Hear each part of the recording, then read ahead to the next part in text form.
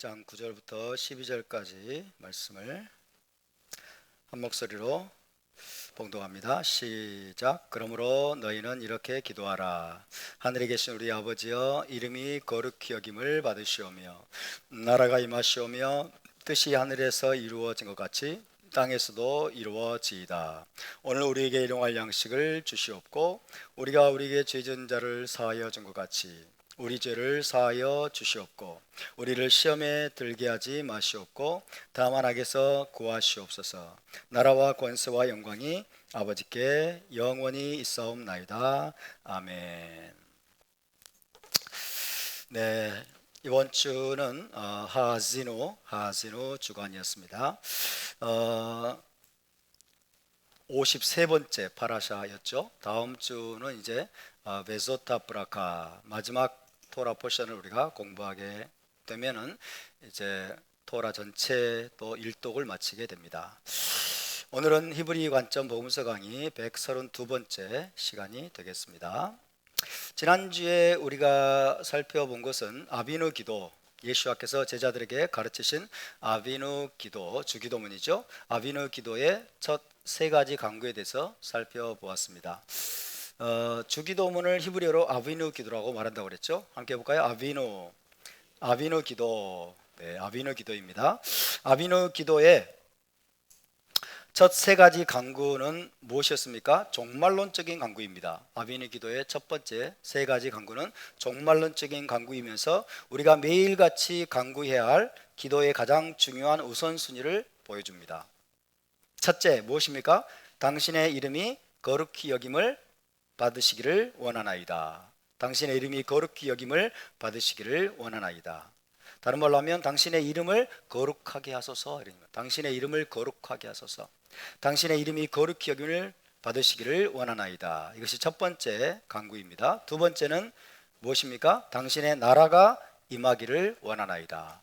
당신의 나라가 임하기를 원하나이다. 당신의 나라가 임하게 하소서. 이런 강구입니다. 셋째, 세 번째 강구는 당신의 뜻이 하늘에서 이루어진 것처럼 땅에서도 이루어지기를 원하나이다. 당신의 뜻을 이 땅에서도 이루소서. 이런 강구입니다. 그래서 이 세 가지 강구가 제일 중요한 기도의 우선순위입니다. 첫 번째, 당신의 이름, 하나님의 이름이죠. 주기도문에서 아비누 기도에서 우리가 가장 중요한 기도의 우선순위는 첫 번째가 하나님의 이름입니다. 하나님의 이름. 두 번째는 하나님의 왕국입니다. 세 번째는 하나님의 뜻입니다. 하나님의 이름, 하나님의 왕국, 하나님의 뜻. 하나님의 이름이 거룩해 되기를 원하나이다. 하나님의 이름이 거룩해 되기를 원하나이다. 하나님의 왕국이 임하시기를 원하나이다. 하나님의 뜻이 이루어지기를, 온전히 이루어지기를 원하나이다. 이것이 우리가 날마다 간구해야 될 기도의 가장 중요한 우선순위임을 예수께서 지금 가르쳐주고 계시는 것입니다. 이 기도를 읽고 있습니까? 이 기도를 우리가 잊지 않기를 바랍니다. 이 세 가지 기도는 종말의 때에 메시아의 오심으로 성취될 수 있는 것들입니다. 종말의 때에 메시아께서 오심으로 성취될 수 있는 것들입니다. 먼저 우리는 하나님의 이름이 거룩해 될 것을 위해서 기도해야 합니다. 반역한 이스라엘이 바벨론과 로마 제국에게 정복을 당하고 이스라엘 땅에서 쫓겨나 이방 땅에서 포로 생활을 하게 된 것은 이스라엘 백성에게만 고통을 안겨준 것이 아니라고 했죠. 그것은 이스라엘 하나님의 이름이 더럽혀지게 만든 사건들이었습니다. 이스라엘 하나님의 이름이 더럽혀지고 그분의 명예와 평판을 땅에 떨어지게 만든 사건이었습니다. 하나님은 자신의 이름이 더럽혀지고 자신의 명예와 평판이 땅에 떨어지는 것을 감수하시면서까지 언약을 배반한 이스라엘 백성의 죄를 징계하셔야만 했던 것입니다.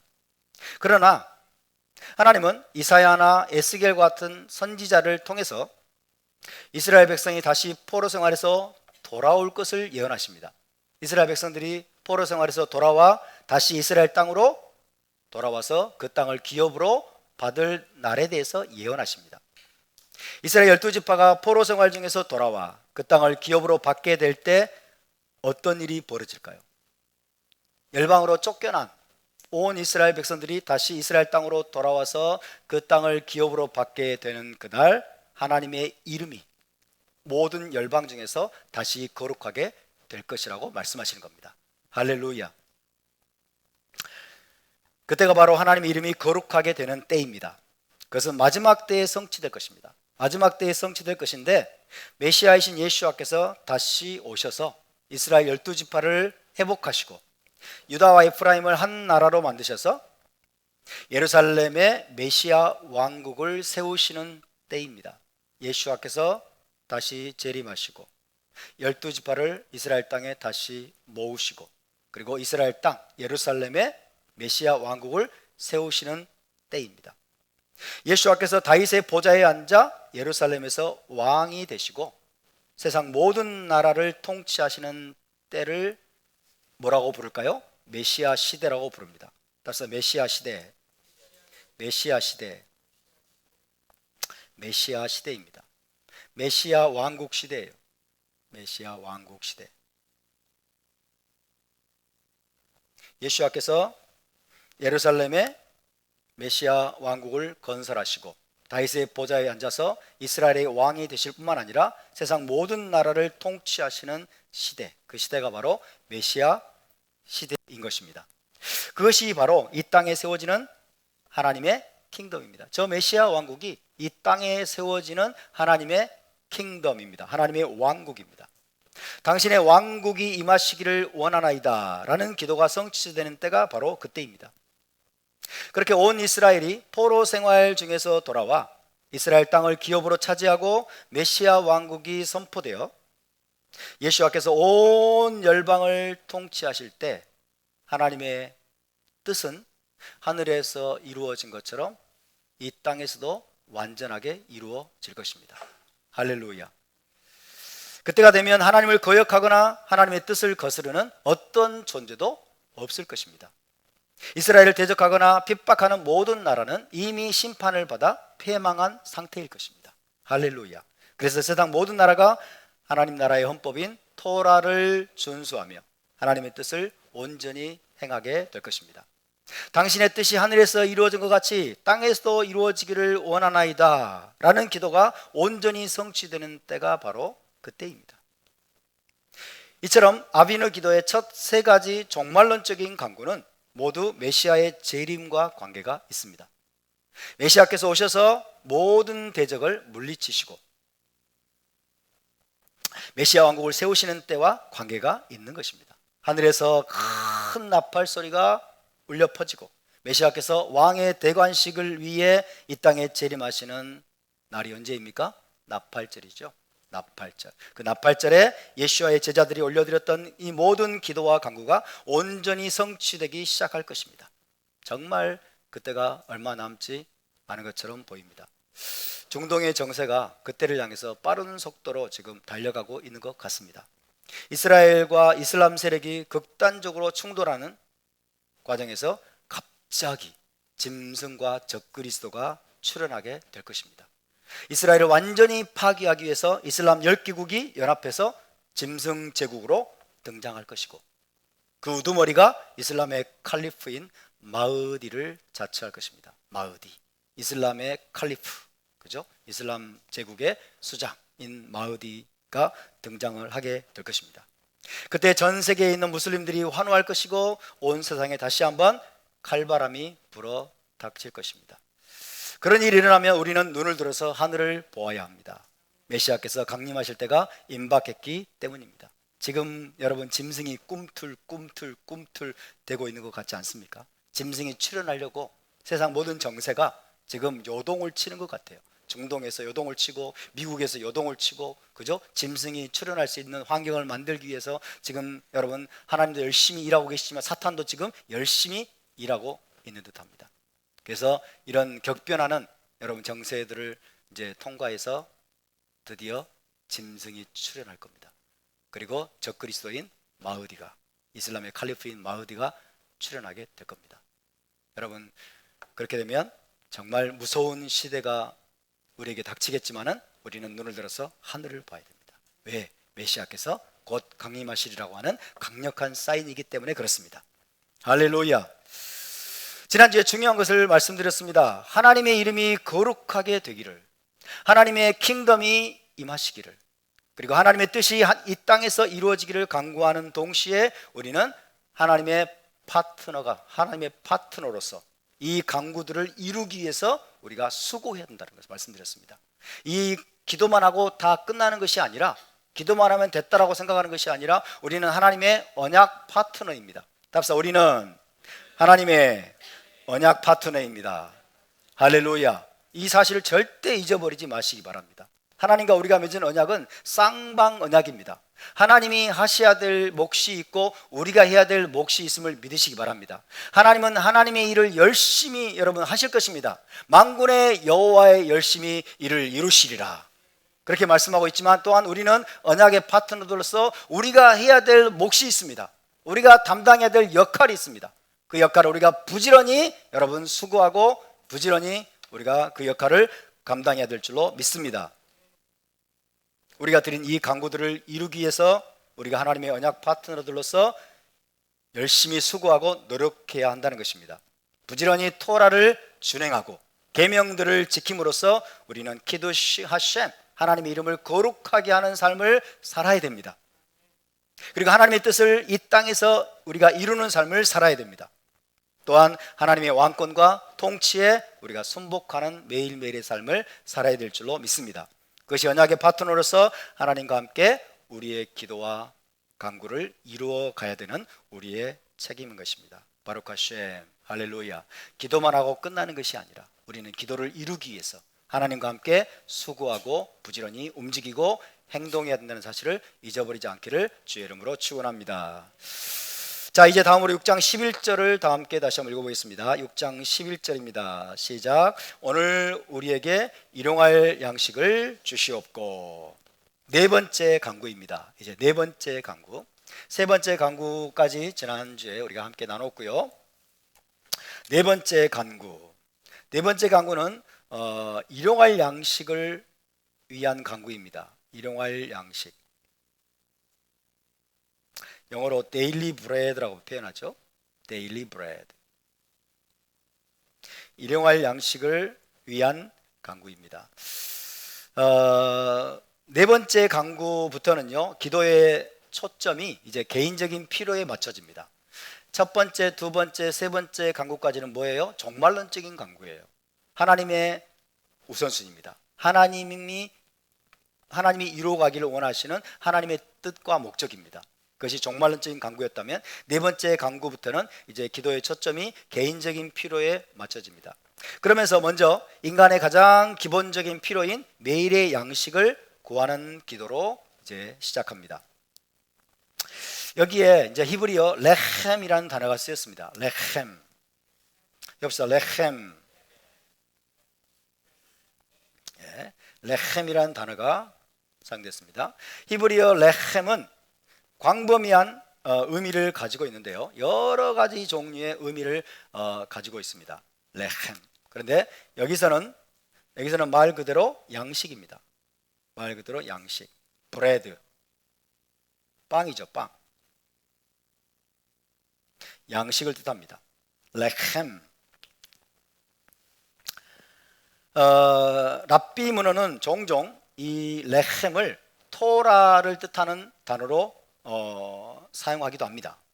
레헴, 빵, 그죠? 영적인 양식은 토라죠. 그래서 랍비 문헌에 보면 이 레헴을 토라의 비유로 사용하긴 하지만은 이 문맥에서 레헴은 말 그대로 양식입니다. 빵이고 양식을 의미합니다. 매일 인간에게 실제적으로 필요한 양식, 매일 인간에게 실제적으로 필요한 양식을 구하는 기도는 유대 현인들과 우리 예수와께 전혀 낯선 기도가 아니에요. 이상한 기도가 결코 아닙니다. 예수와와 사도들 혹은 현인들의 생각과 결코 동떨어진 그런 사고가 아닙니다. 일용할 양식을 하나님께 구하는 기도, 이것은 예수와도 여기서 지금 우리에게 가르쳐주고 있고, 사도들 그리고 유대 현인들도 일용할 양식을 구하는 것을 중요한 것으로 여겼습니다. 유대 현인들은 종종 이렇게 가르쳤습니다. 빵이 없는 곳에는 토라도 없다, 이렇게 가르쳤습니다. 빵이 없는 곳에는 토라도 없다. 무슨 뜻일까요? 굶주리고 있는데 토라 공부가 되겠어요? 그죠? 일용할 양식이 없고 먹을 것이 없어가지고 배가 고파가지고 굶주리고 있는데 어떻게 토라에 집중할 수 있겠어요? 토라 공부가 안 되는 거예요. 그러니까 기본적인 일용할 양식의 문제가 해결이 돼야만 그 다음에 토라 공부도 진행할 수가 있고, 그 다음에 지혜나 지식이나 이런 것들을 추구할 수가 있다는 의미입니다. 그만큼 이 빵의 문제가 해결되는 것이 중요하다는 뜻이죠. 그죠? 빵이 없는 곳에는 토라도 없다라고 유대 현인들은 가르쳤습니다. 여러분, 지금 우리는 물질적으로 너무나 풍요롭고 부족한 것이 없는 시대에 살고 있지만은 이런 시대가 된 것이 얼마 되지 않았어요. 그죠? 이런 시대가 된 것이 얼마 되지 않았습니다. 먹을 것이 너무 많아서 뭘 먹어야 될지 모르는 시대가 됐어요, 이제는. 그죠? 오늘 점심은 뭘 먹지? 오늘 저녁은 뭘 먹지? 먹을 게 종류가 너무 많아. 먹을 게 너무 많아가지고 뭘 먹어야 될지를 모르는 시대가 되어서 매일의 양식을 구하는 것이 우리에게는 불필요한 것처럼 보이기도 하지만은 과거에는 결코 그렇지 않았다는 것입니다. 옛날에는 결코 그렇지 않았습니다. 특히 1세기와 같은 고대 시대에는요, 매일의 양식을 구하는 것이 그렇게 녹록한 일이 아니었습니다. 그렇게 쉬운 일이 아니었어요. 지금도 북한에서는 하루 한 끼도 먹지 못해서 굶주린 영혼들이 너무나 많습니다. 먹을 것을 찾아서 탈북을 하고 목숨 걸고 여러분 양식을 구하기 위해서, 먹고 살기 위해서 지금도 치열하게 북한에서는 생존의 전쟁이 벌어지고 있습니다. 먹을 것조차 하루 한 끼도 지금 북한 공산 정권, 이 김정은 정권은 한 끼도 군인들에게 배급을 하지 못해가지고 군인들조차 굶고 있다는 소식들이 계속해서 들려옵니다. 우리나라도 60년대, 70년대만 해도 밥을 제대로 먹지 못하는 사람들이 너무나 많았습니다. 그때는 심지어 북한보다 못 사는 나라였어요. 대한민국이 북한보다 못 사는 나라였습니다. 하지만 박정희 대통령의 리더십 하에서 대한민국은 비약적인 경제 성장을 거듭했고 지금은 세계 10대 경제 대국의 반열에 올랐었습니다. 할렐루야. 이런 나라를 주신 하나님을 찬양합니다. 초등학교 때 불렀던 노래가 생각납니다. 새벽종이 울렸네, 새 아침이 밝았네, 너도 나도 일어나 새 마을을 가꾸세, 살기 좋은 내 나라 우리 힘으로 만드세. 아시는 분도 계실 것이고 모르는 분은 통 모를 거예요. 그죠? 초등학교 때 우리는 그 노래를 부르면서 교육을 받고 자랐습니다. 새 마을을 만들기 위해서, 새 나라를 만들기 위해서 전 국민 계몽운동을 하고, 그죠? 모든 게으름과 모든 여러분 이 노름과 술과 도박과 이 모든 것들 다 퇴출시키고 부지런히 일하는 풍토를 만들어서 결국 이렇게 잘 사는 나라를 만들었던 거예요. 이게 박정희 대통령의 리더십입니다. 박정희 대통령의 리더십이 없었더라면 우리는 지금 필리핀보다 못 사는 나라, 그런 나라로 아마 여전히 남아있을 가능성이 높습니다. 세계 10대 경제 대국의 반열에 올라선 대한민국, 여러분 이것이 하나님의 큰 축복임을 믿으시기 바랍니다. 하나님께서 위대한 지도자 이승만 대통령과 박정희 대통령이라고 하는 위대한 지도자를 준비해 두셔서 이 대한민국을 여기까지 인도하신 그 하나님의 섭리에 대해서 우리가 무한한 감사를 올려드려야 될 줄로 믿습니다. 그래서 우리가 일용할 양식을 구하지 않아도 되는, 성경을 보면 일용할 양식을 구하는 게 이상하게 느껴질 만큼 그런 시대가 되어버린, 여러분 이런 시대를 우리가 지금 살고 있는데 감사를 잃어버린다면, 대한민국에 대해서 헬조선이라고 이 나라를 저주한다면 얼마나 우리가 부끄러운 일이 되겠습니까? 여러분 세계 10대 경제 대국의 반열에 올라선 결과 지금은 밥을 굶는 사람이 거의 없어졌습니다. 양식 때문에 걱정하는 사람이 거의 없어졌습니다. 이제는 사람들이 오늘 충분한 양식이 있는 것으로 감사한 수준을 넘어서 어떻게 하면 더 많은 돈과 재물을 쌓아두고 어떻게 10년 후, 20년 후에 안전을 위해서 더 많은 것을 움켜쥘 것인가? 거기에 골몰하는 그런 상황이 되었습니다. 이것이 현 시대의 세상적인 풍조입니다. 과연 우리도 그런 식으로 살아가는 것이 합당한 것인가? 대해서 우리는 성경적으로 따져보아야 됩니다. 먹을 것이 풍족하고 오늘 일용할 양식을 구하지 않아도 되는 이 풍요로운 나라에 살고 있으면서 세상 사람들이 하는 것처럼 우리도 10년 후, 20년 후 노후 대책에 힘쓰고, 그러죠? 우리의 미래를 안전하게 다 보장해 줄 더 많은 재물과 더 많은 물질과 이 모든 것들을 우리가 움켜쥐고 거기에 대한 탐욕으로 살아야 될 것인가? 예수와는 너희 보물을 하늘에 쌓아두라고 말씀하셨습니다. 너희 보물은 재물입니다. 너희 보물을 땅에 쌓아두지 말고 하늘에 쌓아두라고 말씀하셨는데 우리는 자꾸만 이 땅에 쌓아두려고 합니다.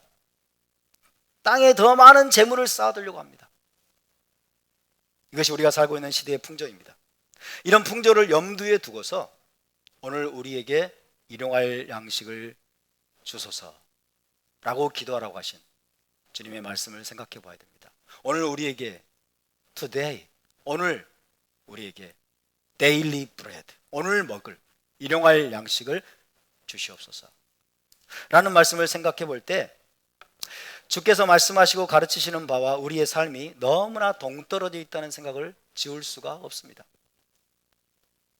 우리가 구해야 하는 것은 오늘 일용할 양식인 것이지 10년이나 20년 후에 편안하고 안락한 생활을 보장해 줄 충분한 양식이 아닙니다. 미래를 대비하지 말자라는 뜻은 아니에요. 우리는 물론 미래를 대비해야 되겠죠. 그러나 너무 지나치다는 거예요. 세상 풍조가 너무 지금 과도합니다.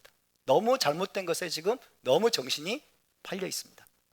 오늘의 양식으로 인해 만족하고 감사할 줄을 모르고 너무나 많은 사람들이 자기를 위해 더 많이 움켜쥐고 더 많이 쌓아두려고 하는 데만 골몰한다는 것입니다.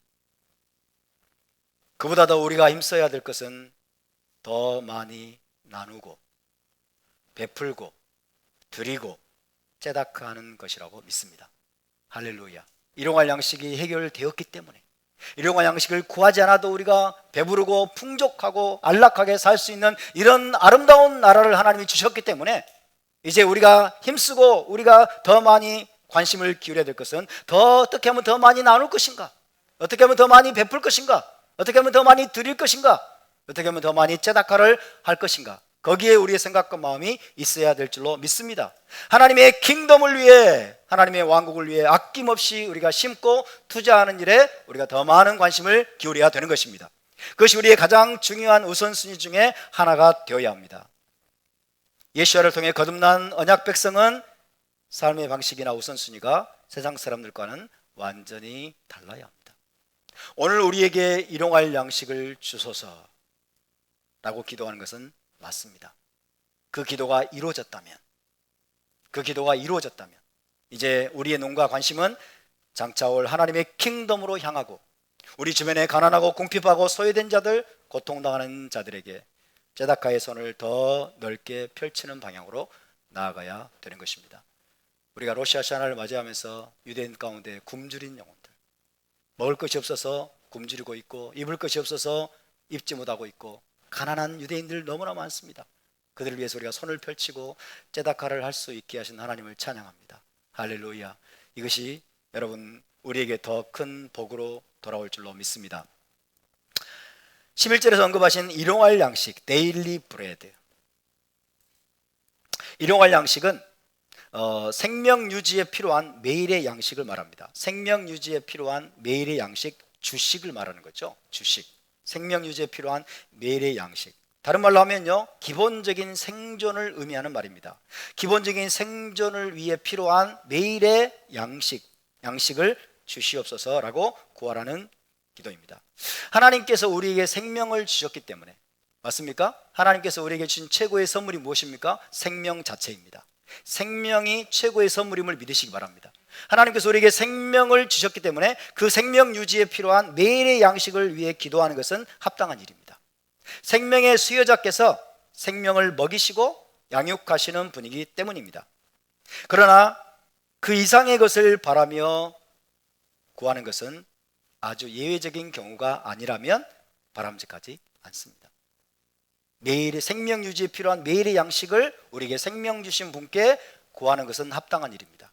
그러나 그 이상의 더 많은 것을 과도한 욕심으로, 과도한 탐심으로 더 이상의 많은 것을 구하는 것은 특별한 예외적인 경우가 아니라면 바람직하지 않다는 뜻이에요.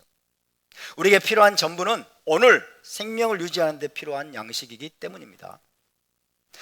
오늘의 양식을 구하라 라고 하는 예수와의 가르침은 잠언 30장 8절을 생각나게 만듭니다. 잠언 30장 8절과 연결이 되는데요, 잠언 30장 8절을 제가 읽어드립니다. 곧 헛된 것과 거짓말을 내게서 멀리 하옵시며 나를 가난하게도 마옵시고 부하게도 마옵시고 오직 필요한 양식으로 나를 먹이시옵소서. 할렐루야. 오직 필요한 양식으로 나를 먹이시옵소서. 가난하게도 마옵시고 부하게도 마옵시고 오직 오늘 데일리 브레드, 오늘 일용할 양식을 하나님께 구하고 그것을 하나님이 채워주신 것을 인해 감사하고 만족하는 그런 삶을 우리가 살아야 될 줄로 믿습니다. 우리에게 이런 자세가 필요하지 않을까 생각이 듭니다. 오직 필요한 양식으로 우리를 먹이시는 하나님께 감사하고 우리에게 있는 것을 족한 줄로 알고 지나친 욕심을 부리지 말아야 합니다. 지금 이 시대의 최고의 우상 숭배는 무엇일까요? 탐심입니다. 탐욕입니다. 그리고 재물입니다. 물질입니다. 여러분, 우리가 하나님께 감사하고 우리를 날마다 필요한 양식으로 먹이시는 하나님께 감사하고 우리에게 있는 것을 족한 줄로 알고 지나친 욕심을 부리지 말아야 되는 이유는 무엇일까요? 우리가 사는 이 세상은 광야로 비유되는 장소이기 때문입니다. 우리는 지금 광야를 지나가고 있는 시간임을 믿으시기 바랍니다. 현 세상은 광야로 비유됩니다. 우리는 지금 광야에서 훈련받고 있는 중임을 믿으시기 바랍니다. 그래서 일용할 양식을 구하라는 예수와의 가르침은 광야에서 매일 만나러 먹이셨던 하나님을 생각나게 합니다. 매일 만나러 광야에서 먹이셨던 하나님을 우리가 생각해야 됩니다. 광야 40년 동안 하나님은 이스라엘 백성을 매일 신실하게 만나를 내려 먹이셨습니다. 이스라엘 백성이 과도한 욕심 때문에 한 오멜 이상을 모으면 어떻게 됐어요? 다 썩어버렸죠. 부패하고 썩어버리고 벌레가 끌어가지고 먹을 수 없게 됐어요. 과도하게 욕심을 부리면. 광야는 욕심을 부리는 장소가 아닙니다. 욕심을 안 부려도, 그죠? 일용할 양식이 채워졌으면 내일 먹을 양식을 걱정하지 않아도 하나님께서 신실하게 채우실 것을 믿으시기 바랍니다. 할렐루야. 이것이 바로 광야를 살아가는 우리의 마음의 자세이고 하나님에 대한 우리의 믿음의 태도인 것입니다. 오늘은 충분한 만나를 먹었는데 내일은 무엇을 먹지? 하면서 걱정할 필요가 광야에서는 없었습니다. 하나님은 하루도 빼놓지 않으시고 날마다 필요한 양식을 하늘로부터 내려주셨기 때문입니다. 그것은 이스라엘 백성을 신실하게 먹이시고 양육하시는 하나님을 보여줍니다. 우리 하나님은 그런 분이십니다. 생각해 보십시오. 생명을 주신 하나님께서 생명에 필요한 양식을 주시지 않겠습니까? 생명을 주신 하나님께서 우리의 생명이 생존에 필요한 여러분 좋은 것으로 먹을 양식으로 채워주지 않으시겠습니까? 우리 하나님은 신실하신 분이십니다. 오늘 우리에게 필요한 양식이 채워졌다면 우리는 내일을 위해서 걱정할 필요가 없습니다. 과도한 양식을 위해서 욕심을 부릴 필요도 없는 것입니다. 우리 하나님은 그런 분이십니다. 우리는 하나님의 언약 백성 이스라엘로서 매일의 양식을 공급하시고 채우시는 하나님을 믿어야 될 줄로 믿습니다. 광야 같은 현 세상에서 우리는 과도하게 욕심을 부려서는 안 되고 또 욕심을 부릴 필요도 없습니다.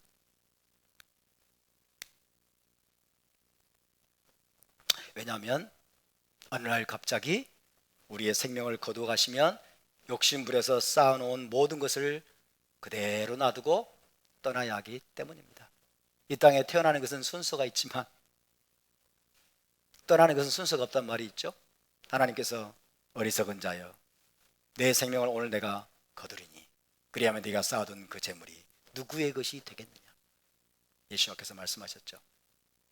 많이 쌓아두지 말고 많이 움켜쥐려고 하지 말고 우리가 더 집중하고 더 우리가 여러분 열심을 내야 되는 것은 더 많이 베푸는 것, 더 많이 나누는 것, 더 많이 째다카를 행하는 것. 그것이 바로 하늘의 보물창고에 여러분 우리의 보물을 쌓는 것임을 기억하시기 바랍니다. 따라서 우리는 일용할 양식으로 만족하는 법을 배워야 합니다. 그 이상의 것들을 가지고는 더 많이 베풀고 째다카하는 습관을 가져야 합니다. 그것이 가장 가치 있고 의미 있는 삶이라고 믿습니다. 디모데전서 6장 6절에서 8절을 찾아보겠습니다. 디모데전서 6장 6절에서 8절 말씀입니다. 디모데전서 6장 6절에서 8절 말씀.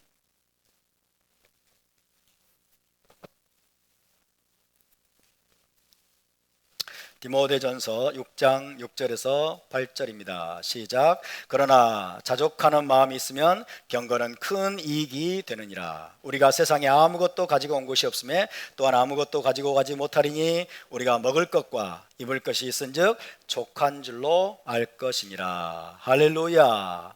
오늘 먹을 것과 입을 것이 있은즉 족한 줄로 알고 감사가 넘치는 삶을 살아야 될 줄로 믿습니다. 할렐루야. 세상에 아무것도 가지고 온 것이 없음에 또한 아무것도 가지고 가지 못할 것입니다. 우리는 우리의 만족은 더 많은 재물, 더 많은 물질이 아니라 더 고급 주택과 고급 차와 이런 것들이 아니라 우리의 만족은 오직 하나님께로부터 났느니라. 하나님만이 우리의 만족이 되셔야 될 줄로 믿습니다. 그런데 오늘 우리에게 일용할 양식을 주소서라고 기도하는 것은 오늘 우리에게 일용할 양식을 주소서라고 기도하는 것은 반드시 우리의 힘과 능력으로 열심히 일하는 것과 같이 가야 됩니다. 오늘 우리에게 일용할 양식을 주소서라는 기도는 우리의 힘과 능력으로 열심히 일하는 것과 같이 가야 된다 하는 것을 꼭 여러분께 말씀드려야 되겠습니다. 자칫 잘못하면 일용할 양식을 구할 경우에 우리가 아무것도 하지 않아도 하나님께서 까마귀를 통해서나 다른 기적적인 수단으로 필요한 양식을 배달해 줄 것이라고 착각할 수 있습니다. 물론 예외적인 경우에는 하나님께서 그런 식으로 역사하실 수 있습니다. 그죠? 엘리야도 까마귀를 통해서 하나님 먹이셨죠? 예외적인 경우입니다. 극심한 기근이 들어가지고 아무도 먹을 것을 구할 수 없는 그런 예외적인 경우에 하나님께서 여러분 까마귀를 통해서 먹이신 거예요. 그것을 일상으로 삼으면 곤란합니다. 그죠? 오늘 나에게 일용할 양식을 주소서 하고 여러분 전혀 일하지 않고 하나님이 그냥 기적적으로 까마귀를 보내가지고 막 먹을 것을 공급하고 필요를 채워줄 거라고 생각하는 그런 사고는 전혀 성경적이지 않고 히브리적인 사고가 아닙니다. 이스라엘 백성의 광야 생활 동안에는 씨 뿌릴 밭도 없었죠. 포도나 무화과를 심을 과수원도 없었죠. 그렇기 때문에 하나님께서 초자연적인 방법으로 날마다 하늘로부터 만나를 내려 먹이셔야만 했습니다. 그리고 메추라기를 또 보내서 고기를 먹게 하시기도 그렇게 하셔야만 했습니다. 하지만 광야 생활이 끝나고 이스라엘 땅에 정착하고 일상적인 삶을 살기 시작한 후에는 그들 자신이 부지런히 씨를 뿌리고 포도원과 과수원을 가꾸면서 힘을 다해서 일해야만 했습니다. 그때부터는 이스라엘 백성이 하나님께 일용할 양식을 구하지만은 동시에 자기 손으로 열심히 일을 해야만 했던 것입니다. 그러면 하나님은 햇빛과 바람을 주십니다. 때로는 비를 내려주십니다. 곡식과 과일이 적당하게 잘 익게 하시고 병충해가 먹지 않도록 보호하시는 등의 방법으로 그들의 수고가 풍성한 열매를 맺을 수 있도록 하나님은 역사하십니다. 그것이 또 하나님과 인간의 파트너십입니다. 하나님과 인간의 파트너십이 이런 식으로 작동되는 겁니다. 아무리 하나님께 열심히 간절히 기도해도 우리가 힘써 일하지 않으면 아무것도 얻을 수가 없습니다. 아무리 우리 손으로 땀 흘려 일하고 수고해도 하나님께서 도와주시지 않으면 또 그 모든 수고가 허사로 돌아갈 수도 있습니다. 따라서 우리는 오늘 우리에게 일용할 양식을 주소서라고 기도하며 하나님을 의지하는 가운데 우리의 힘과 능력을 최대한 쏟아 부으면서 수고해야 됩니다. 그럴 때 하나님은 우리에게 일용할 양식을 공급하시고 우리의 생존에 필요한 모든 것을 공급해 주실 것입니다.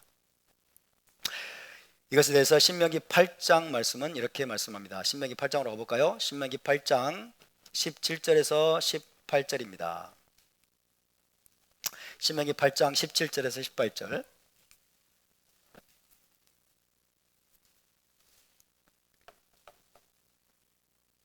신명기 8장 17절에서 18절을 함께 봉독합니다. 시작. 그러나 내가 마음에 이르기를 내 능력과 내 손의 힘으로 내가 이 재물을 얻었다 말할 것이라. 내 하나님 여호와를 기억하라. 그가 내게 재물 얻을 능력을 주셨음이라. 이같이 하시면 내 조상들에게 맹세하신 언약을 오늘과 같이 이루려 하심이니라. 아멘. 지금 이 말씀은 어떤 상황에서 어떤 상황을 가정하고 하는 말씀일까요? 너희가 이스라엘 땅에 들어가서, 그죠? 이스라엘 땅에 들어가서 열심히 포도원을 가꾸고 그 다음에 밀과 보리를 파종해 가지고 많은 재물을 얻고 풍족하게 되었을 때 말입니다. 되었을 때 그들이 마음속에 뭐라고 한다고요? 내 능력과 내 손의 힘으로 내가 이 재물을 얻었다 라고 말할 것이다. 그런데 모세는 뭐라고 고민합니까? No, no, no. 내 하나님 여호와를 기억하라. 그가 내게 재물 얻을 능력을 주셨습니다. 할렐루야. 여러분, 지금 현 시대에 하나님은 저와 여러분에게 재물 얻을 능력을 주신 줄로 믿습니다. 우리에게 재물 얻을 능력을 주셨습니다.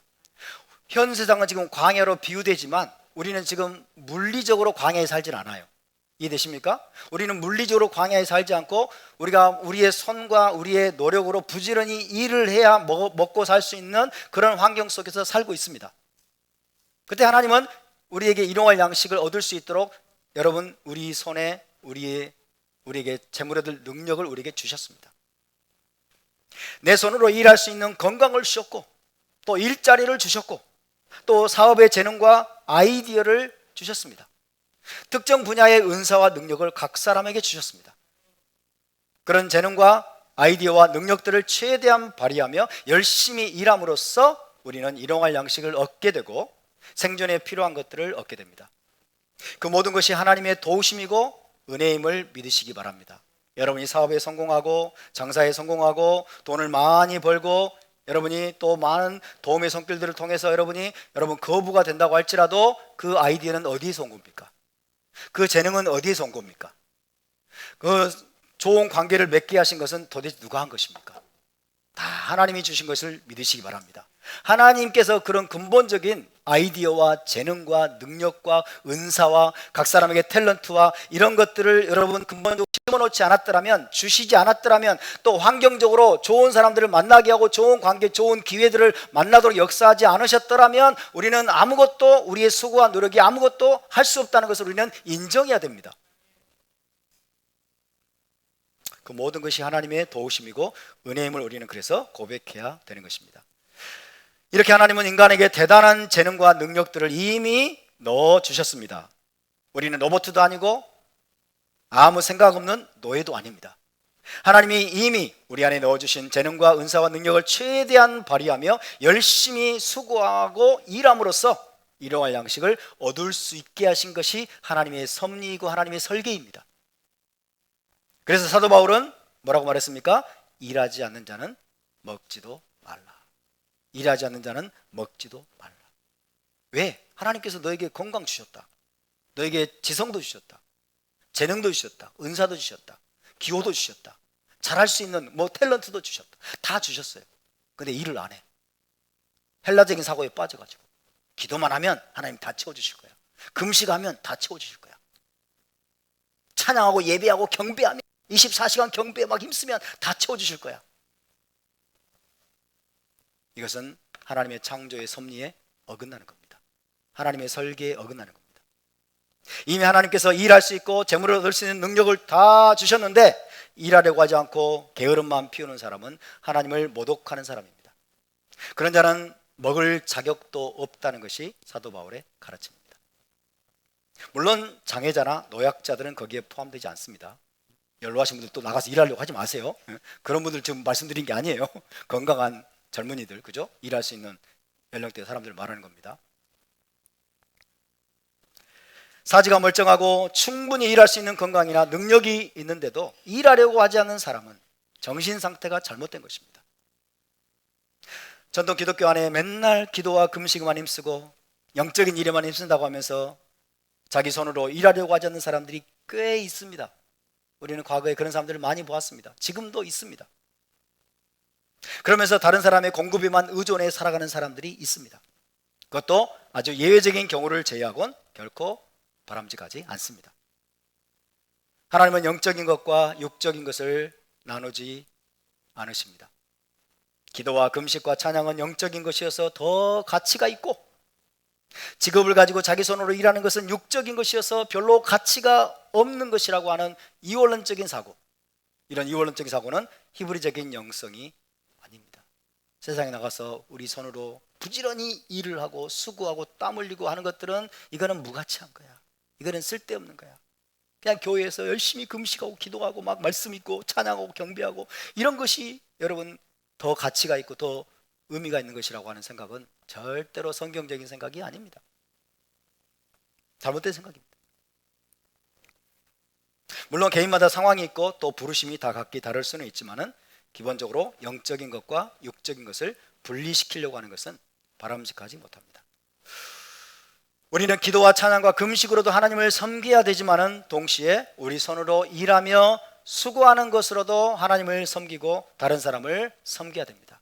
수고해서 자기 손으로 부지런히 돈을 벌고 여러분 재물을 모아야 째다카를 행할 수 있잖아요. 다른 사람을 섬길 수 있잖아요. 그죠? 선행을 할 수 있고 구제를 할 수 있잖아요. 의를 위해서 투자할 수 있잖아요. 그렇다면 우리의 손으로 하는 일은 단순히 세속적인 일이 아니에요. 우리가 재능을 가지고, 하나님이 주신 재능을 가지고 돈을 벌기 위해서, 먹고 살기 위해서, 여러분 돈을 벌기 위해서 부지런히 수고하고 일을 하는 것은 단순히 세속적인 것이 아니고, 여러분 그것조차도 하나님을 섬기는 방편이고 하나님을 섬기는 도구라는 것을 기억하시기 바랍니다. 할렐루야. 그러니까 여러분이 직장에서 하는 일이 세속적인 것이다, 하나님 편에서는 무가치한 것이다, 별로 쓸데없는 것이다, 가치 없는 것이다, 이런 생각을 추구도 하지 마세요. 그것이 너무나 중요한 것입니다. 하나님이 여러분에게 주신 분기십니다. 할렐루야. 하나님이 여러분에게 주신 분기시고 여러분에게 주신 기업이고, 여러분이 그 일을 통해서 하나님께 영광을 드릴 수 있고, 또 그 일을 통해서 여러분이 많은 돈을 모으고 재물을 모으는 것은 하나님의 뜻입니다. 그 재물을 어떻게 쓸 것인가, 이것은 우리가 여러분 하나님의 토라의 말씀에 따라서 의를 위해서 투자하고 많은 이들을 섬기는 일에 쓰는 것이 또한 우리의 지혜가 될 것입니다. 이렇게 우리는 하나님께서 이미 우리에게 주신 재능과 능력과 은사들을 모두 사용하여 열심히 일하고 수고함으로써 하나님과 동역하는 자가 되어야 합니다. 오늘 우리에게 일용할 양식을 주시옵소서. 배고픈 사람이, 굶주린 사람이, 먹을 양식이 없는 사람이 주님 일용할 양식이 필요합니다 라고 기도했으면 어떻게 해야 될까요? 나가서 일자리를 찾아봐야 되겠죠. 그죠? 한량이, 그죠? 일용할 양식을 주십시오. 주님 내가 아픈데 병원비가 없네요, 병원비를 좀 주십시오 라고 기도하는 사람은 가서 돌아다니면서 여러분 자기 손으로 일할 수 있는 것이 있다면 일을 해서 그 병원비를 채울 생각을 해야 됩니다. 왜? 하나님은 그 과정 속에서 역사하기 때문에. 아멘입니까? 그 과정 속에서 도저히 일할 수 없으면 어쩔 수 없지만 일을 할 수 있으면, 나에게 필요한 것이 있다면 그 필요한 것들을 구하면서 그것을 어떻게 얻을 수 있는가를 여러분 하나님이 주신 지혜를 가지고 노력하고 수고하고 일을 쓰면서 구하려고 해야 돼요. 그 과정 속에서 하나님이 역사하는 거예요. 히브리적인 영성은 하나님과 우리의 파트너십입니다. 하나님이 그냥 까마귀를 통해서 모든 걸, 홍시를 그냥 떨어뜨리듯이 다 채워주는 게 아니에요. 우리가 노력해야 돼요. 우리가 수고해야 돼요. 우리가 발로 뛰어야 돼요. 우리가 애를 써야 됩니다.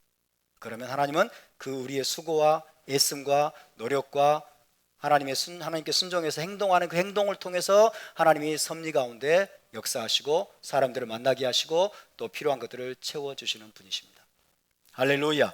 이것이 하나님과 우리의 파트너십입니다. 이 파트너십을 우리가 절대로 잊어버리지 않기를 바랍니다. 저는 청년 때 이거를 배우지 못했어요. 너무 헬라적인 사고만 가득 넘쳐가지고 기도만 하면 하나님 다 채워줄 거 생각을 했는데 안 되더라고요. 기도만 하면 하나님 다 채우고 생각을 하고 기다리는데 안 채워주더라고요. 그래서 하나님을 참 나를 사랑하시지 않나 봐 막 이렇게 하나님 의심하던 때가 있었어요. 근데 내가 잘못 배웠던 거예요. 그게 아니라 기도했으면 움직여야 되는데, 뭔가라도 움직여야 되고, 그죠? 열심히 해야 되는데 안 하는 거예요. 우리 하나님은 선하신 분이십니다.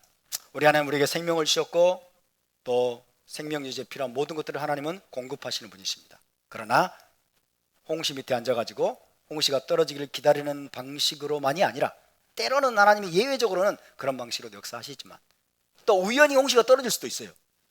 우연히 떨어진 거 가지고 이를 또 법칙으로 만들면 안 돼.